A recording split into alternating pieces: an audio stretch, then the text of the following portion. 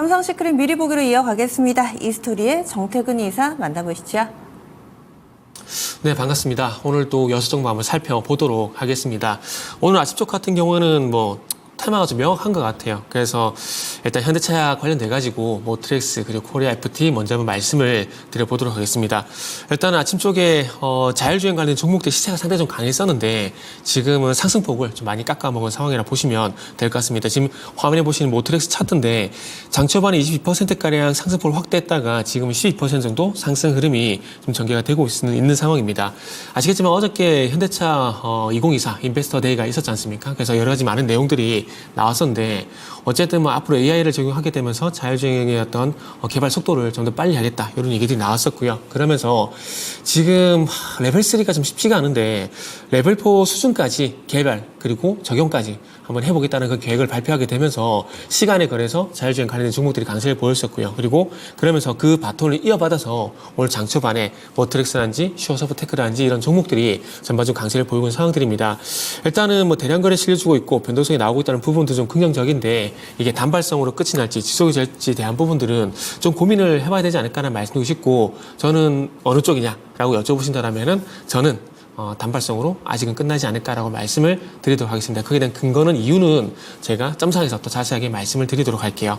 자, 그리고 코리아 FT 최근에 전동차, 전기차 포함해가지고 투자 계획을 한 120주 정도 발표는 했습니다. 발표한 상황이지만 그럼에도 불구하고 중요한 건 최근에 하이브리드 쪽으로 많이 좀 이제 치우쳐지는 부분들이 있습니다. 그러다 보니까 이 하이브리드 모델 확대하는 부분들에 대해서 좀 관심을 가게 되는데 그러다 보니까 그와 관련 종목들이 코리아 FT라든지 세방전지라든지 그리고 최근에 부각되고 있는 한국단자 이런 종목들인데 일단 최근에 코리아 FT의 어떤 추세가 괜찮아지고 있는 상황입니다. 올해 이제 연초에 8,190원까지 달렸다가 가격 조정이 나오고 다시 한번 추세를 돌려주고 있는 상황들인데 어쨌든 현대차가 주력으로 하이브리드 모델을 적극적으로 확대할 예정이기 때문에 그리고 그 제네시스 같은 경우는 하이브리드 모델이 없었거든요. 근데 고급 브랜드인 제네시스까지 하이브리드 모델을 적용을 한다 그러니까 앞으로 하이브리드 같은 경우는 올 연말까지 내년 초까지 화두가 좀 되지 않을까 좀 볼 수 있을 것 같습니다. 그러다 보니까 첫 번째, 두 번째 종목은 현대차 관련돼 가지고 모트렉스 그리고 코리아 FT 한번 말씀을 좀 드려보도록 할게요.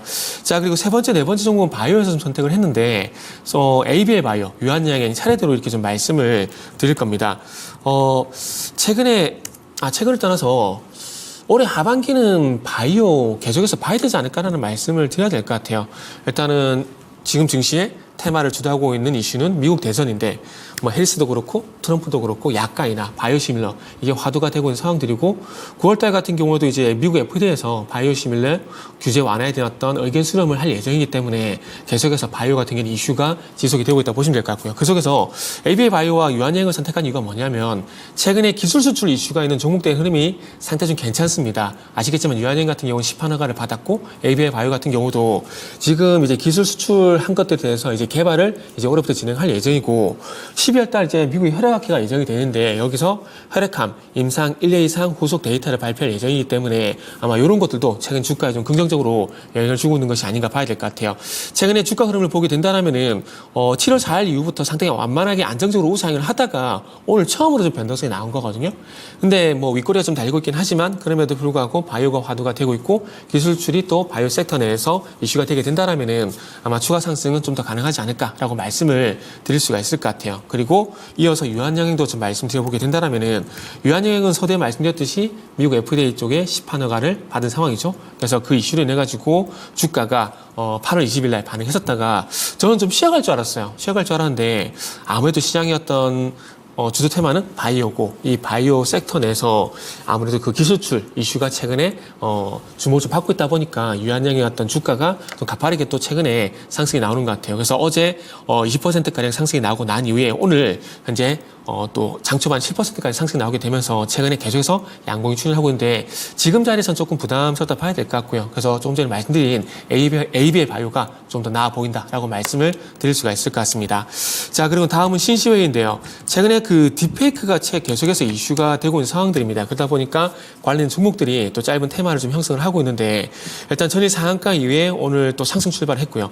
27%까지 상승폭을 늘렸다가 현재 전강 후약으로 진행이 되고 있는 상황인데 이 회사 같은 경우는 그 데이터베이스 보안 제품을 주력으로 하고 있고 여기도 전문 기업이다 보니까 관련된 보안주로서 좀 부각이 되는 것이 아닌가 좀 볼 수 있을 것 같고 오늘 만약에요 지금 121선의 가격이 현재 9,000원이거든요. 그래서 이 9,000원의 가격대를 좀 지켜주게 된다라면은 내일 쪽은 좀 양봉이 나오지 않을까. 그래서 짧은 대응이 필요한 종목이다. 그리고 마지막으로 한빛레이저.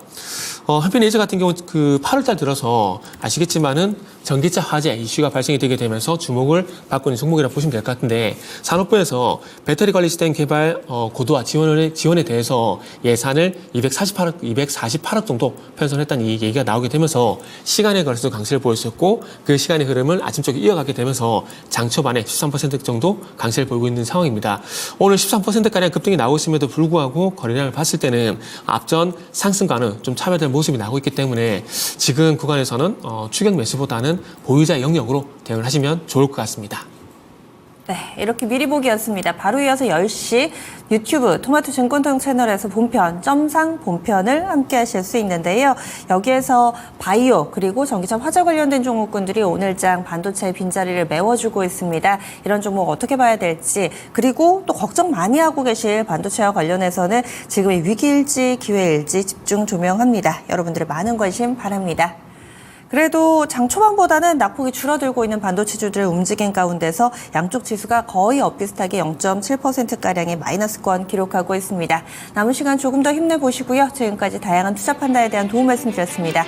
종목의 상승 하락을 보장하지는 않습니다. 장 마칠 즈음에 다시 찾아뵙겠습니다. 함께해 주신 여러분 고맙습니다.